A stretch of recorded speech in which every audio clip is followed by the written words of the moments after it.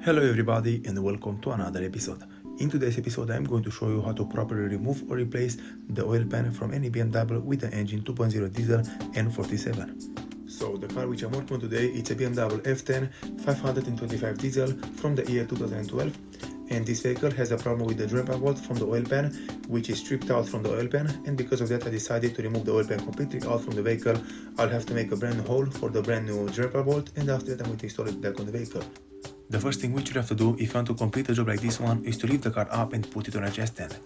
After that you have to remove the undershield from under the engine and from under the transmission, and then if you want to make your job a little bit easier, I recommend you to remove the steering rack or the steering column completely out from the vehicle and put it away. In my case, I tried to remove the oil pan before without having to remove the steering rack, but I couldn't do it because the bolts which were securing the oil pan right here in the front of the engine was very tight, and also I have no space and room to work with and put my tools to remove them. So the best thing for you to do is to remove the steering rack right at the beginning, just to make yourself a little bit more room and space to work with, and in this way it will be very easy for you to remove the oil pan from this kind of engine. On this kind of vehicle, on a BMW F10 5 Series, but in my case this vehicle it's only rear wheel drive, it's very easy to remove the oil pan.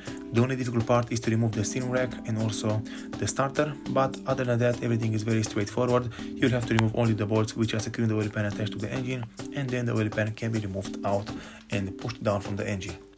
If you also have a vehicle like I have right here, but yours it's X-drive or it's all-wheel drive, the only different thing which you have to do is to remove the front axles. You'll have to remove them completely out from the vehicle because they are passing through the oil pan, and you have to remove them first, and after that the job is similar to this one like I have right here. Very good everybody, so right here on the ground I have the steering rack from this kind of vehicle. You'll have to remove the 4 bolts which are securing it attached to the subframe, and you'll also have to remove the power supply from the power motor. Right here I have the starter which is secured with 3 screws attached to the engine, and also right here I have the engine undershield.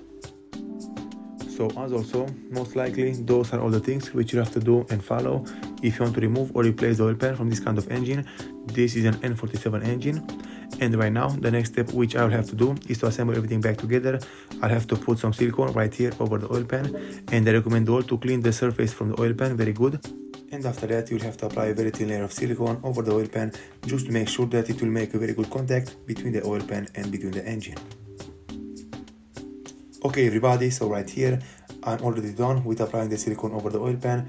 This is the final product. It's a very thin layer, it's looking very good. I made sure to not apply too much.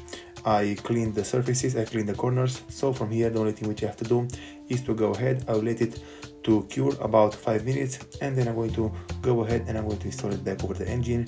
Make sure to align it properly in the first place, and after that you have to tighten all the bolts to spec.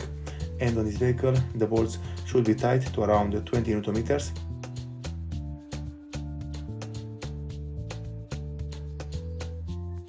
Alright everybody, so the oil pan it's ready to be installed back over the vehicle. Everything is secured, everything is ready to go. And also I have right here this paid program which is telling me how much I have to tighten all the bolts and how I have to install everything back over the engine. And right here in the top left side I have the vehicle type and also the engine type, and it's telling me to tie the bolts from the oil pan to 20 Newton meters, and also it's telling you how to apply the layer of the silicone over the oil pan.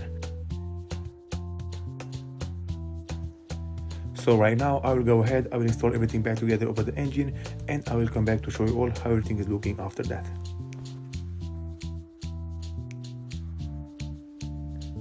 Alright everybody, so in my case the oil pan is mounted back over the vehicle. All the parts which are disconnected are mounted back over the vehicle. I only have to install back the steering rack and also the wheels from the car, and most likely the job will be done after that.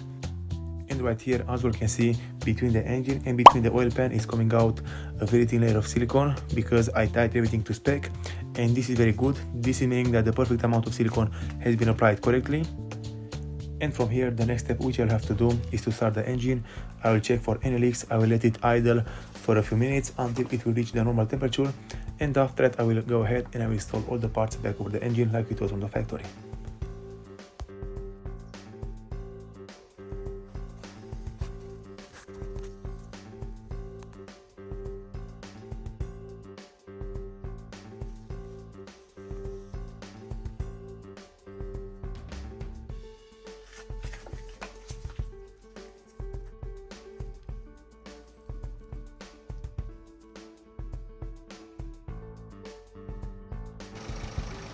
Alright everybody, so the engine was running for about 50 minutes now. The engine just reached the normal temperature and I have no leaks from nowhere. Everything is right, everything is looking and working very good. Normally right here I have a very big leak for the drain plug bolt, but I remade the drain plug bolt. I built another thread into the oil pan and I installed the bigger bolt for the drain plug bolt. And now the problem is fixed in my case. Everything is looking very good and working very nice.